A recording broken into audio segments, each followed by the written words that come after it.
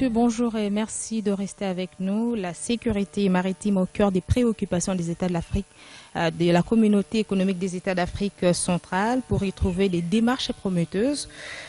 Ces États décident de peaufiner des stratégies. Kinshasa a abrité la 5e réunion sur l'action de l'État en mer. On en parle avec 2 experts sur ce plateau.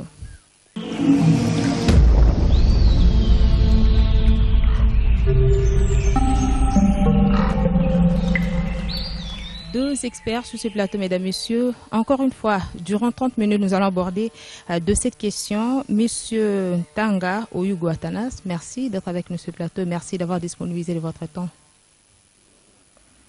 Alors, monsieur Sosten Lula, à vous également, nous disons merci. Alors, je disais la première question, Kinshasa vient d'abriter la 5e réunion sur l'action de l'État en mer. Vous avez pris part à ces discussions. Qu'est-ce que ça vous dit tout de suite? Qu'est-ce qui a été dit au fait?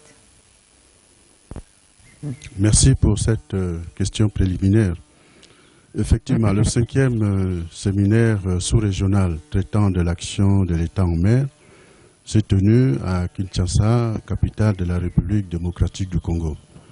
L'objectif premier visé par cette formation est de donner un certain nombre de formations, c'est de former un certain nombre d'experts qui ont des connaissances, des compétences, des prérogatives, des activités en mer. La spécificité de celui-ci est que la dimension internationale qui a été couverte pendant les séminaires précédents a été plus ou moins auscultée par rapport à l'importance que revêt aujourd'hui le dispositif sous-régional. Nous nous sommes focalisés exclusivement sur cette dimension sous-régionale parce que nous avons un protocole qui contient un dispositif et il était bon que nous voyions avec les experts de l'ensemble des États membres comment faire pour mettre en œuvre ce dispositif dans les meilleurs délais. Alors, M. Atanas, est-ce que la rencontre de Kinshasa a été capitalisée? Je disais tantôt que l'ensemble des experts attendus pour cette formation étaient tous présents, à l'exception de ceux d'un État membre qui ont été excusés parce qu'ils avaient du travail dans leur pays. Ça, c'est le premier point. Le deuxième point, c'est qu'habituellement, nous partions du contexte international de l'action de l'État en mer, et cette fois-ci, nous avons mis l'accent sur le dispositif sous-régional, c'est-à-dire le dispositif de la CAC en matière de sécurisation du golfe de Guinée. C'est pourquoi nous sommes partis au fond pour décrire, analyser la mise en œuvre effective de ce dispositif. Et lorsqu'on parle de l'action de l'État en mer, quelle est la perception que vous faites tout de suite? Oui, merci pour cette question qui est très importante. L'État est une structure. L'État a des structures, notamment décentralisées. Il y a des administrations, il y a des services qui ont des compétences en mer, c'est-à-dire qui exercent des activités en mer. Vous avez la Marine nationale qui a son champ de compétences en mer. Vous avez les douaniers qui interviennent en mer. Vous avez la marine marchande qui intervient en mer. Vous avez les pêches maritimes qui interviennent en mer. Vous avez les services de l'environnement marin, etc. Ce qui est attendu, c'est qu'il y ait une harmonisation de l'action, des actions de l'État. Elles doivent être coordonnées. C'est-à-dire qu'il faudrait peut-être arriver à un système où toutes ces administrations se retrouvent ensemble pour exercer leurs activités en mer. Et M. Sosten Lula, quelle est la situation actuelle du CRESMAC? Merci pour cette question. Le CRESMAC, comme disait M. Tanga Oyugu, devra déjà, on peut le dire, coordonner ses activités de l'action de l'État en mer au niveau sous-régional. Au niveau du CRESMAC, aujourd'hui, je disais aussi lors de mon introduction que nous étions dans une phase de démarrage. Et la phase de démarrage implique donc la mise en place de tous les moyens, de toutes les personnes habilitées, affectées pour travailler là-bas, et puis la mise en place de tous les instruments juridiques, administratifs, financiers également, pour pouvoir mettre en action, en activité, ce centre. En ce moment, la situation est que nous avons déjà reçu une contribution importante de la République du Congo, parce que la République du Congo est le pays dans lequel le siège du CRESMAC est établi, on peut dire depuis le 20 octobre 2014. Et cette contribution, en plus de cette contribution d'infrastructure, il y a du personnel de la Marine nationale congolaise qui est employé en ce moment, depuis ce 20 octobre. Qu'est-ce que nous avons encore? Nous avons des moyens de transport, des moyens de transmission et de détection à distance. Mais suffisant déjà ces moyens-là à la hauteur des attentes aujourd'hui? C'est pour commencer, comme je disais dans la période de lancement. Et donc la phase va se poursuivre pour ce lancement dans le recomplètement de ce matériel, dans le complètement du personnel, parce qu'en ce moment, il n'y a que le directeur et le personnel local qui sont connus. Donc nous attendons d'autres membres, cadres de cette équipe de démarrage. Vous les attendez quand? C'est une procédure administrative qui est sous l'égide du secrétariat général de la CAC, parce qu'il faut aussi préciser que le CRESMAC est un organe du secrétariat général de la CAC. Donc les procédures sont des procédures communautaires, connues de tous, par rapport au texte en vigueur. Les sélections sont faites dans certains pays, et ces personnels qui sont désignés, comme moi, doivent être intégrés par la CAC avant de regagner leur poste de travail. Alors, M. Tanga Hugo, c'est une bonne initiative, mais elle demande beaucoup de moyens, entre autres pour la formation des experts. Est-ce qu'aujourd'hui, nous avons quand même des experts sur qui nous pourrons compter pour matérialiser, bien entendu, cette vision? Oui, c'est vrai que le volet formation tient une place importante au sein du secrétariat général de la CAC, où le secrétaire général a d'ailleurs signé une directive de politique de formation. Le secrétariat général a reconnu un certain nombre de centres d'excellence qui œuvrent pour la formation. Mais en matière précisément d'action de l'État en mer, malheureusement, nous n'avons pas encore un centre spécifique dédié à la formation de ces cadres-là. Mais les formations telles que le séminaire sur l'action de l'État en mer concourent justement à la formation de ces experts-là, qui seront appelés à travailler dans les structures telles que je venais d'indiquer, CRESMAC, Centre multinational de coordination qui se trouve dans les zones, ainsi que dans les COM, une autre structure du CRESMAC. Alors, dans un premier temps, combien d'experts il nous faudra? Plus ou moins combien, si vous pouvez estimer? Oui, comme l'a dit monsieur le directeur du CRESMAC, il y a d'abord un noyau dur qui va s'atteler à mettre en place le service, et puis ensuite, là, ça lancer, on peut monter en puissance. Pour le moment, je crois qu'il est attendu 6 ou 9 experts pour constituer le nouveau dur qui va travailler pour la montée en puissance du CRESMAC. Monsieur, là, vous avez besoin d'ajouter quelque chose, mais avant de parler, je vous ajoute cette question. Est-ce des experts à même de combler les besoins des pays de la CAC en la matière? Oui, pour compléter ce qu'a dit d'abord M. Oyougou, puisque ça va dans le même sens que la question que vous posez, c'est que il ne faut pas omettre le fait que ce sont les États qui ont mis en place la coordination de l'action de l'État en mer au niveau de la CAC.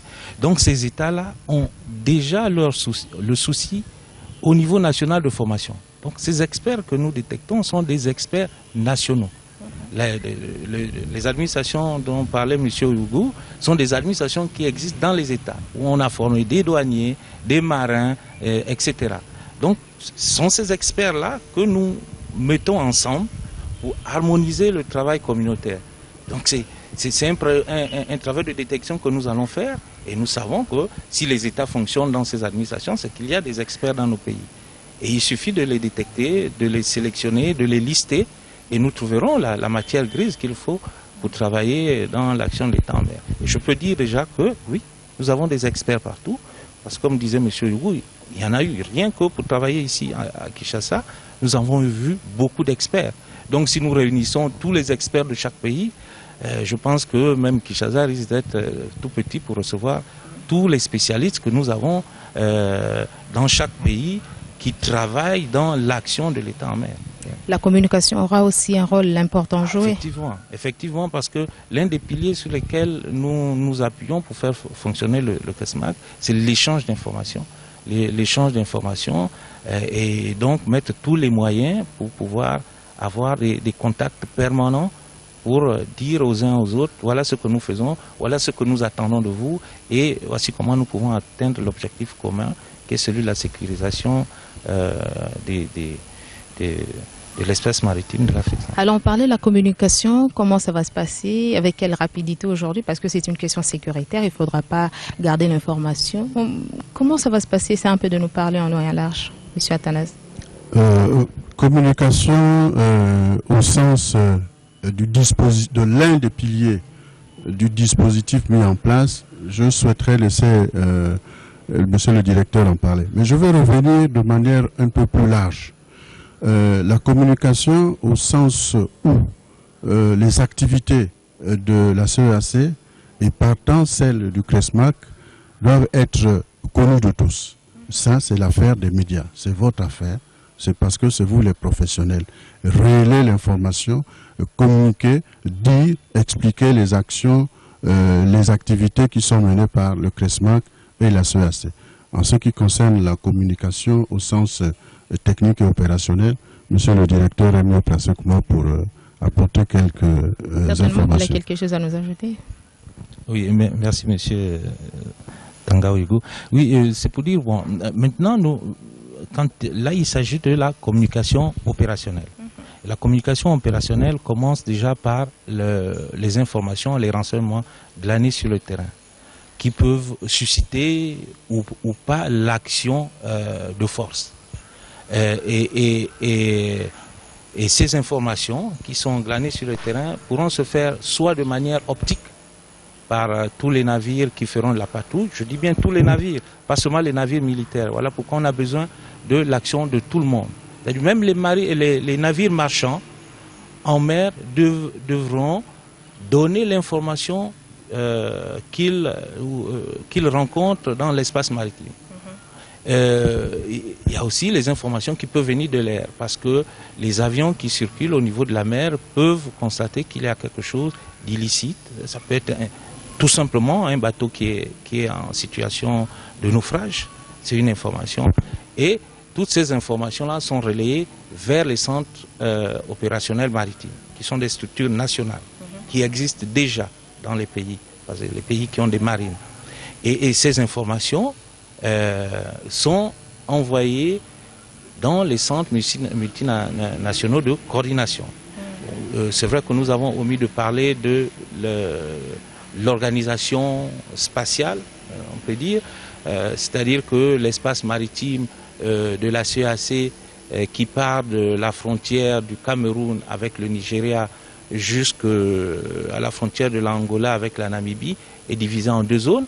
La zone A qui regroupe les pays de l'Angola, de la RDC et du Congo, et la zone D qui regroupe les pays du Cameroun, de la Guinée équatoriale, de Sao Tomé et Principe et du Gabon. Donc ces deux zones, chaque CMC, qui est une sorte de... C'est-à-dire quoi CMC?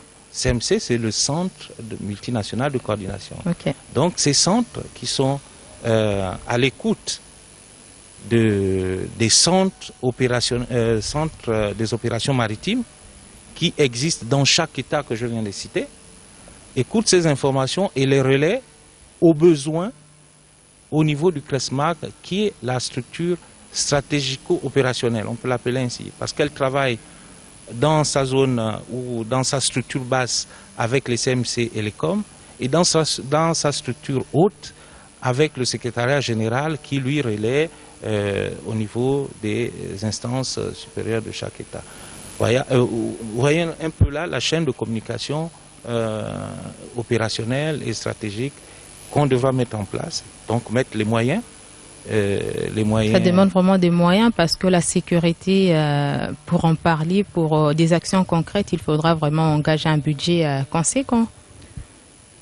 Oui, le budget conséquent, ce sont nos gouvernants. Exactement. Qui ont mis ça en place, donc qui savent de quoi. Et d'ailleurs, il faut saluer et remercier tous les efforts qu'ils mettent en place pour l'appel à la sécurité dans nos régions. Et c'est eux qui mettront, par les structures qui existent au niveau de l'organe.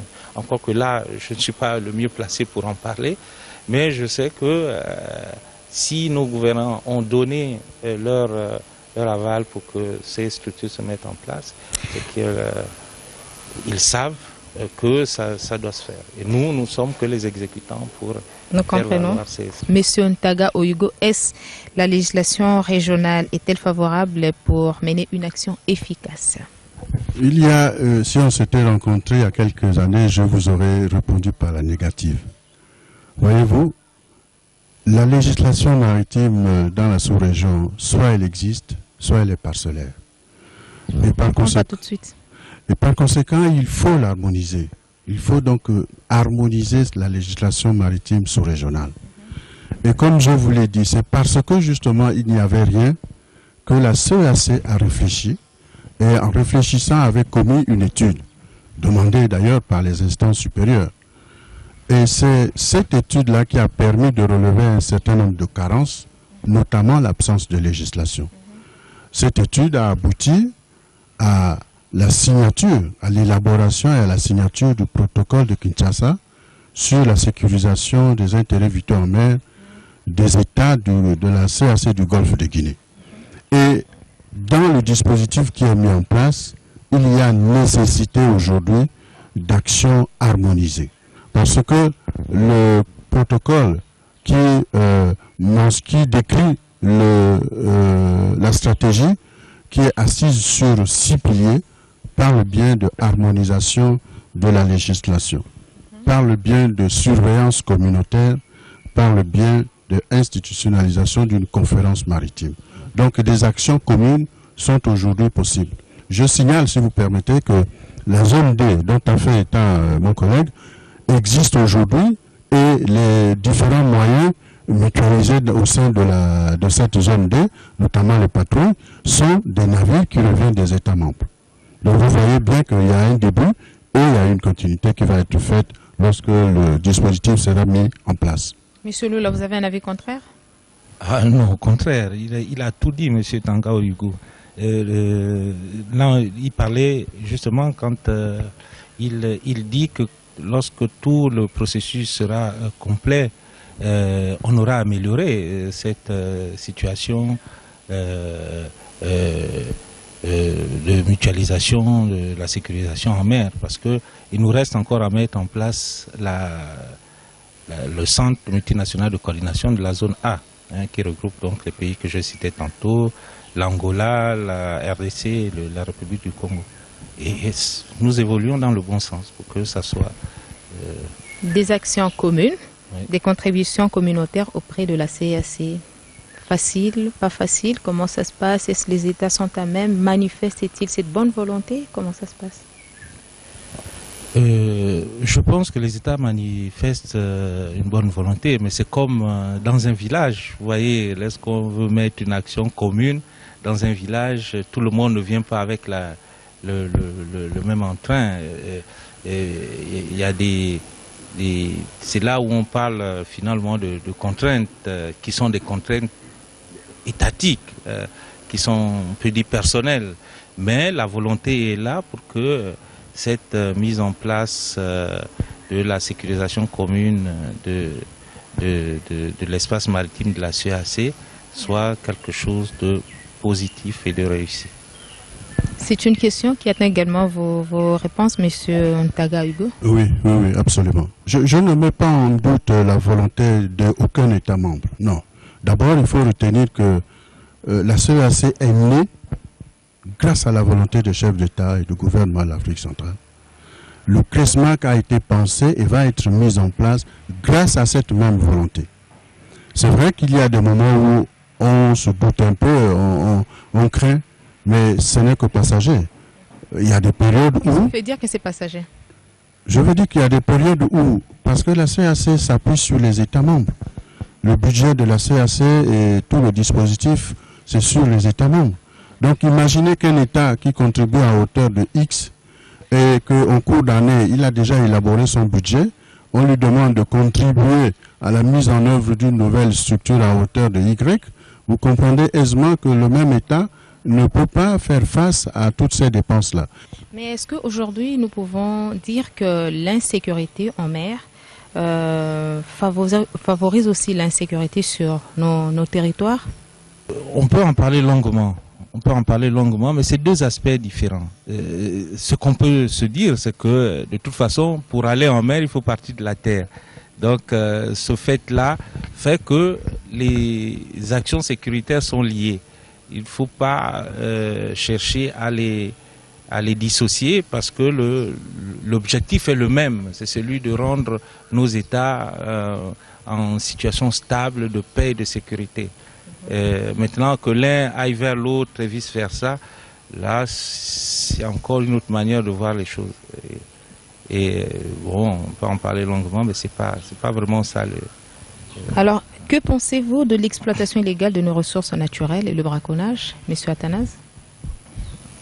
Le braconnage, c'est une action illicite. Et c'est vrai que le braconnage en mer aussi, on peut en parler, parce que quand dans nos océans, on peut dire on tente d'exterminer les gros mammifères marins, c'est du braconnage. Et c'est une sorte pas une sorte, c'est un crime au niveau de l'activité maritime. Et c'est condamnable. Ce sont justement les défis que nous devons relever lorsque tout sera mis en place pour arriver à supprimer ce genre d'action néfaste. Au niveau de la zone D, la surpêche, la surveillance de pêche est une activité qui est déjà très élaborée au niveau communautaire. Au niveau de certains pays, comme on disait tantôt, où certains aspects juridiques, opérationnels sont mis en place avec les moyens qu'il faut, la surpêche au niveau national est aussi une activité permanente pour pouvoir enrayer ce genre de fléau. Pour dire que ces activités au niveau communautaire devront rapidement être pris comme pierre angulaire pour que on puisse résorber et enrayer ce genre de crimes au niveau de nos espaces maritimes. Moi, je ne parle que de l'espace maritime. Je ne veux pas trop m'aventurer sur le terrain terrestre parce qu'il y a d'autres engagements qui sont pris en compte. Il y a d'autres organisations, il y a d'autres spécialistes. Et ce serait à eux de pouvoir vous en parler. Monsieur Ntaga ou Hugo, certainement que vous avez la même perception, mais en d'autres mots. Oui, en quelque sorte. Voyez-vous, le protocole est un texte générique, mais il englobe déjà ces aspects. Il tient compte, il a pris en considération tous les aspects que vous venez de citer là. S'il y a surpêche, s'il y a pêche illégale, s'il y a pollution en mer, qu'est-ce que nous devons faire? Si ce n'est mutualiser les moyens. S'il y a pêche illégale, vous voyez comment les États fonctionnent. Ça, c'est un des principes qui gouverne les États, c'est le principe de souveraineté.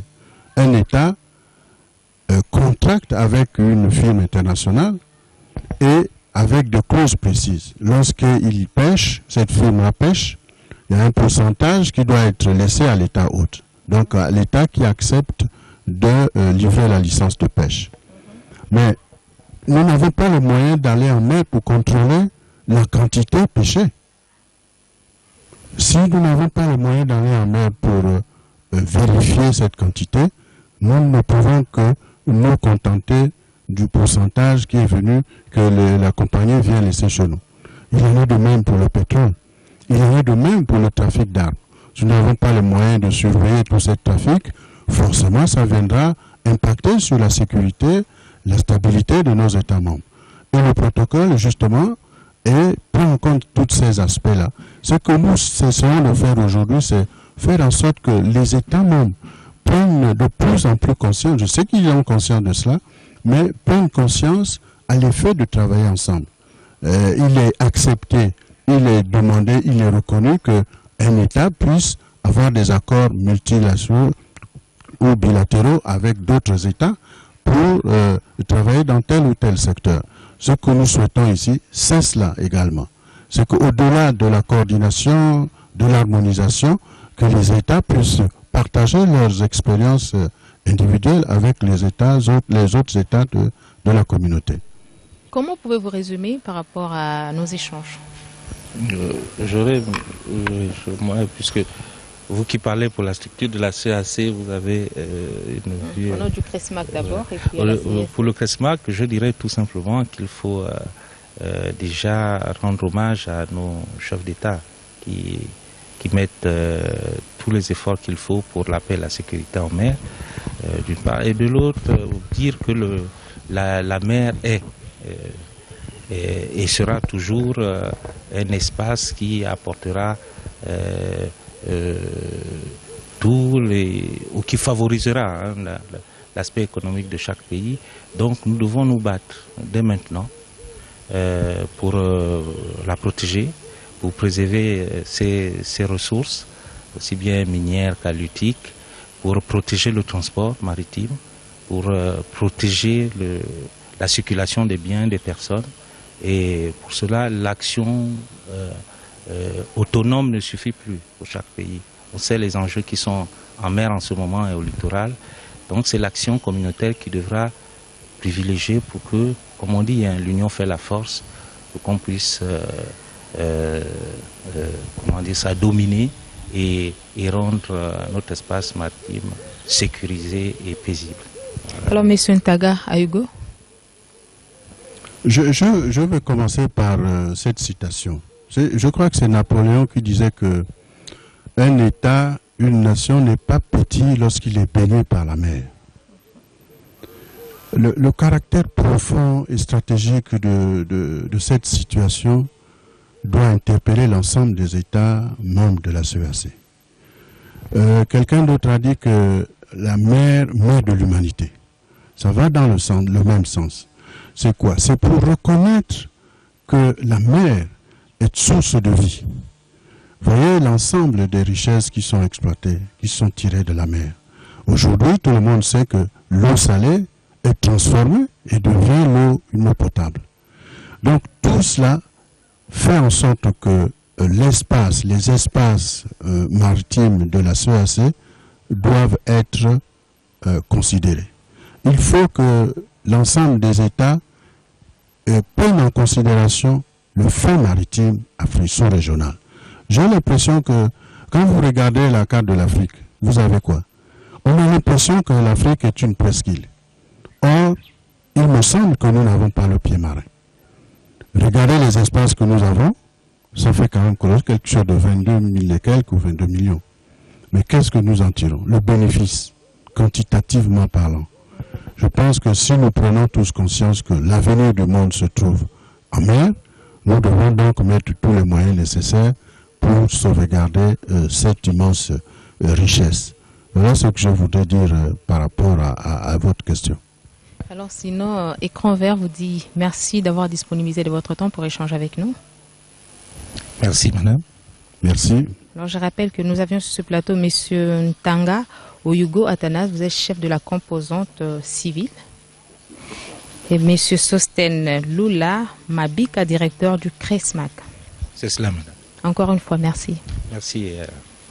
Madame, Messieurs, c'est la fin de cette émission. Nous vous disons merci de rester avec nous. À la prochaine pour un nouveau numéro.